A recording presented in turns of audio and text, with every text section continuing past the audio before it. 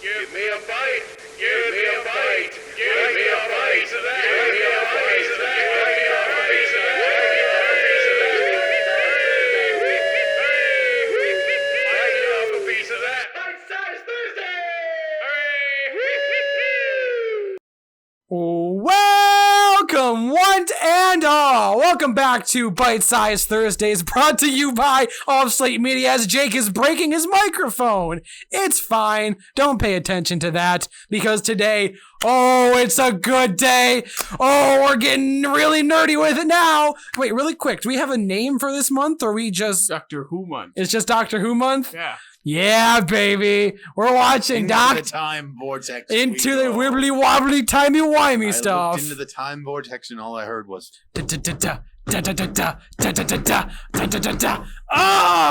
it's so everyone break out your Daleks, go to see the Cybermen, get your TARDISes. We're going all I'm so excited.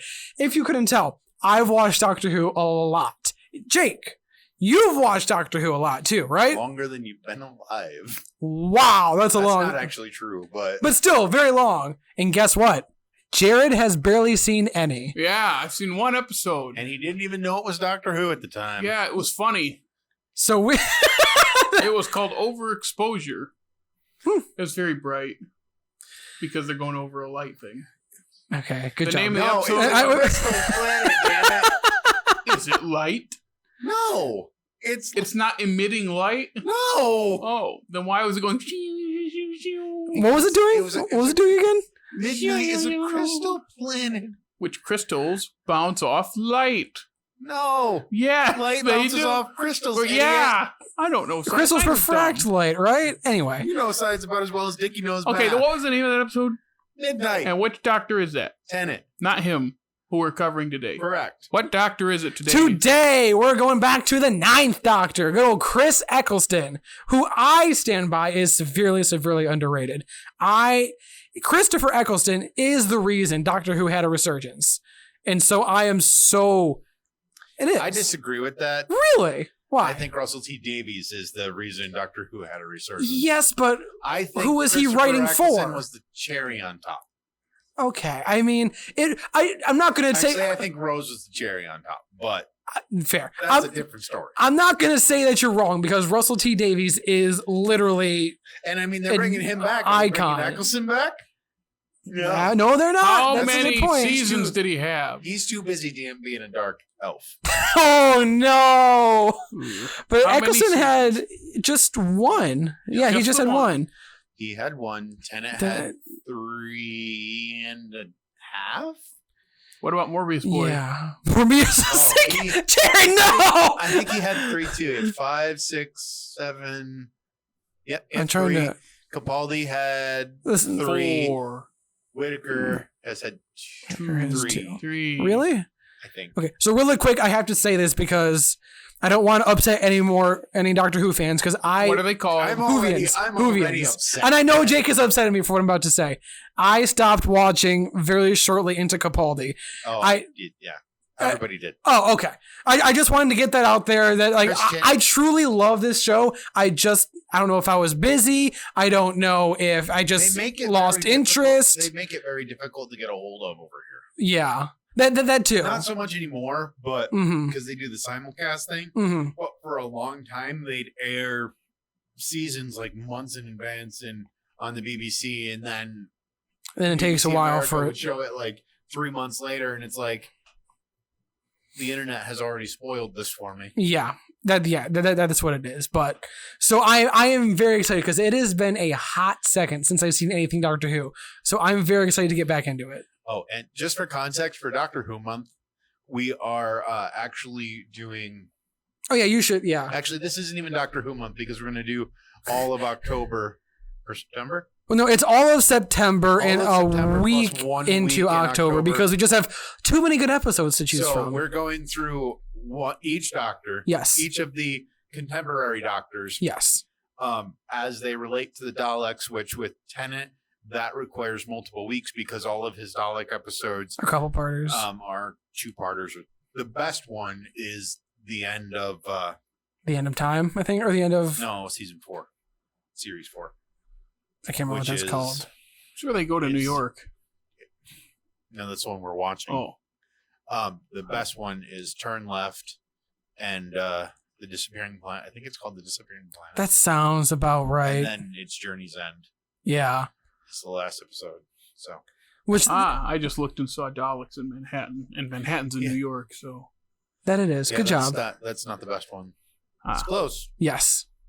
But yeah, so we're going to get into it. We're going to watch Christopher Eccleston's Dalek episode, which I forgot what the title was, but what is it? It's just Dalek. It's just Dalek. Easy enough.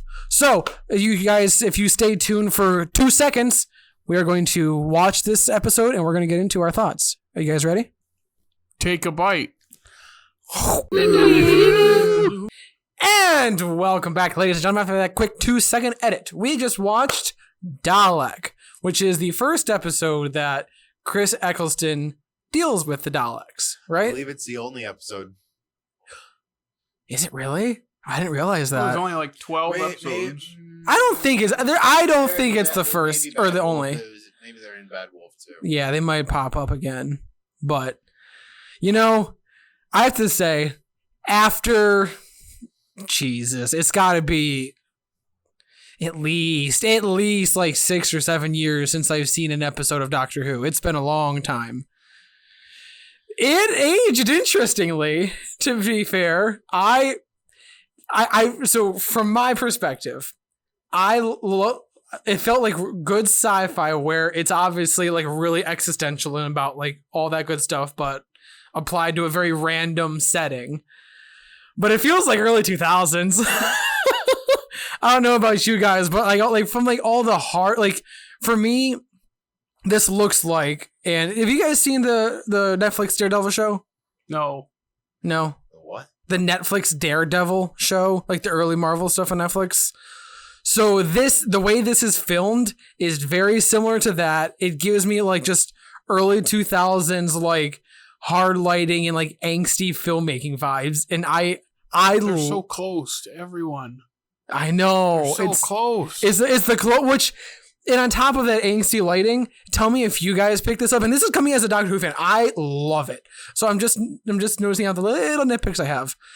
Did some of the edits and like the stairs and like the looking off into space feel a little soap opera-y to you? Yeah. Yeah. I think is that the point? It's just kind of what TV was when it wasn't a sitcom. So I had someone put it to me. They broke down each of the doctors in like Christopher Eccleston is like the PTSD doctor. Yeah, I can see that absolutely. Tennant is the bitter one. And then like Smith is like what you are after you come out of your emotional trauma. I can see that. Through your emotional trauma or something like that. I can absolutely see that, yeah. Capaldi's when you're collecting Social Security.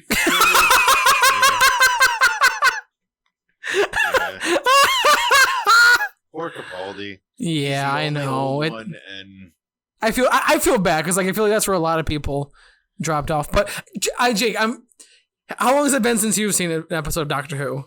Just as long as me, or like a year ago? A year, something like that. Yeah. What did you think on this rewatch? Did you like it as much? Did you dislike it anymore? Your feelings? I mean, I like it about the same. About the same. It's not as intimidating as what it was when I first watched it, like the first time in like 2007.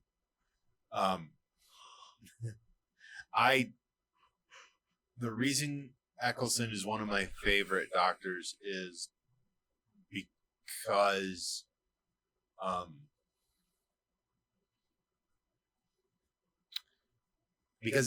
because that's when the show was campy, and in my brain, that's what TV sci-fi should be. It was campy as hell. It shouldn't be flashy. It shouldn't have all these good video game graphics. It should just be dumb. And that's exactly how it felt. And embrace the dumb. Mm-hmm.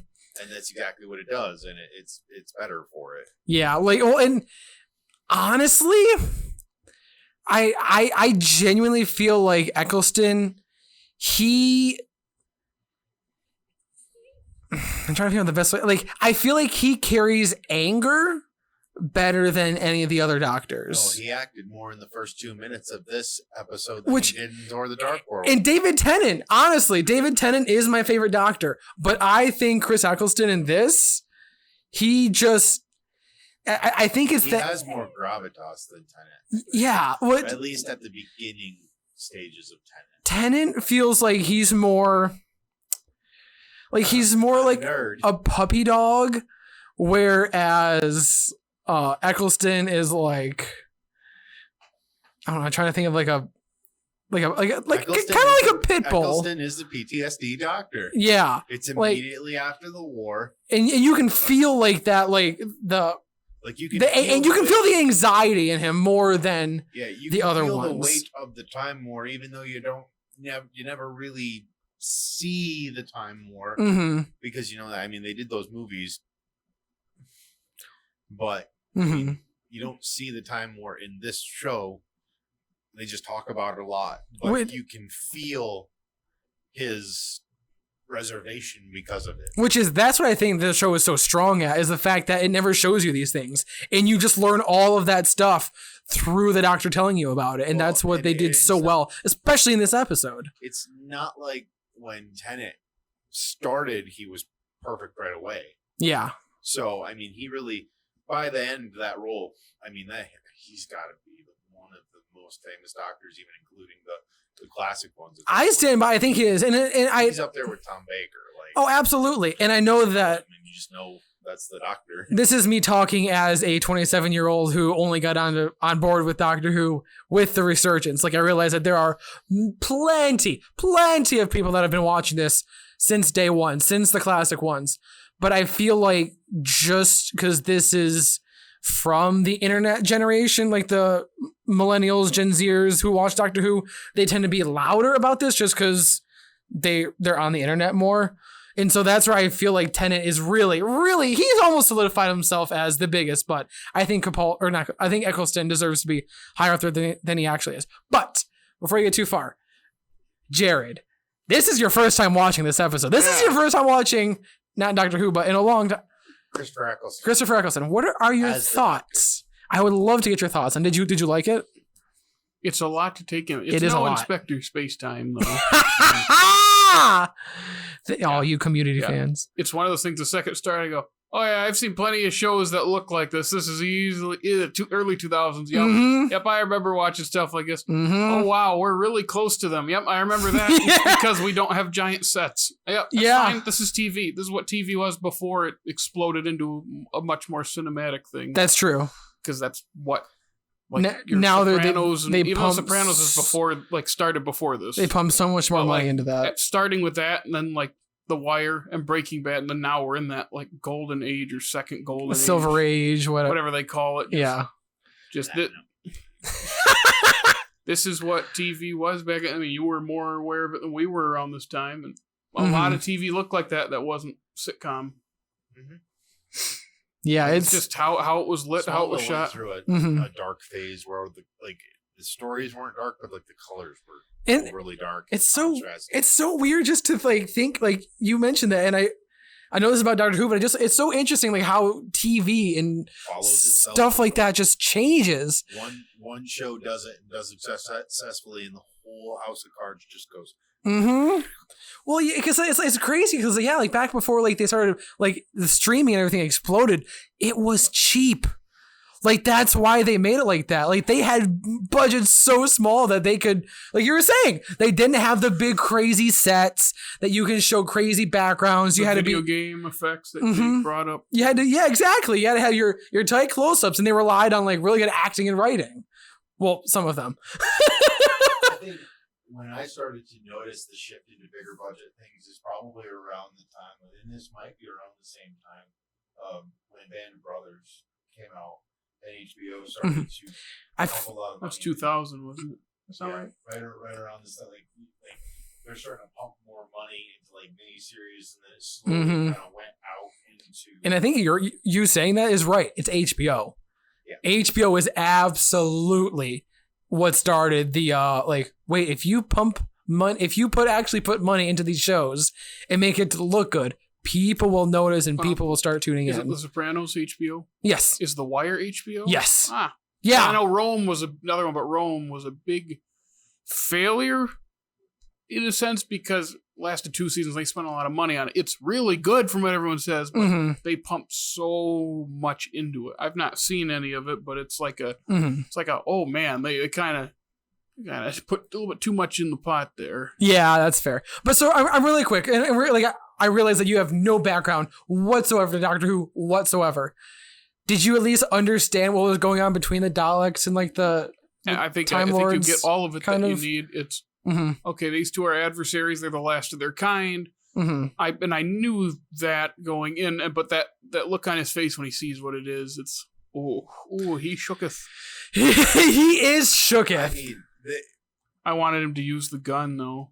I know, but and it made sense that he wouldn't. But it's just like, Now, do you think at this stage, maybe the mindset was we weren't going to use these things as much later because it killed it? So it kind of the story wraps itself up. That's what I would be so curious to know as to like. It's like, no, these are too popular, and we can keep using them. I'd be curious as to behind the scenes and. They end up using them way too much. Well, exactly. Like, I'm curious as to like who they had like just working and deciding like.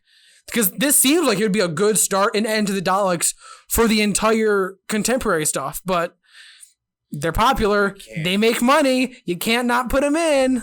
It's tough. They're one of the Doctor Who villains that's not, you can't get away from them. Absolutely. Well, any more thoughts on this episode, guys? No. Did you like it? Yeah. I don't have an attachment to it. Plus, we just plop down in the middle of the season too. Yeah. That's the hardest part of watching these is there's not much context. Because the next episode is probably the worst episode of Eccleston season. Oh, really? The one was that Simon Pegg I saw? The editor. That was Simon Pegg. Yeah, I that's. hate that episode. That was in like a fever dream, but it's a spoilers. The main alien is basically a big. Well, I don't know what do you call him. He's just. I have a word that I don't want to say. Fair enough. You can't say it. It's a reproductive part in the sky. Let's just Okay. leave it at that. All right. On that note, Jared, if the people are out here, if they're watching us and they like what we're doing, where also can they follow us? Well, you see here when the Dalek opened its thing up. Oh dear God. And it looked really funny. Oh my It got me God. And it was oozy, but then I thought, wait, you don't have to Gushy kill looking yourself. gusher looking There gusher is you left out in the sun. Yeah, there is something to live for, and that's TikTok. Because it's funny. Wait. Wow, that got more Specifically the existential than I Yeah, thought. if the Dalek would have gone to the off-slate TikTok at off-slate media or whatever it is, I don't. and he would have laughed, ha ha ha, or whatever he does, and he would have stopped killing people and had reason to live because our TikTok is funny. Amazing. You can also follow us on Facebook, Twitter, and Instagram. And you can then listen to us right here on YouTube. If you're watching and listening, please like, subscribe, and ring our bell. But you can also listen to us on Stitcher, Google Podcasts, the Evil Overlord app podcast, and Spotify. So thank you all for listening, and we will see you next week. From all of us here at Also Media, don't forget to Take a bite. Bite me off a piece of that.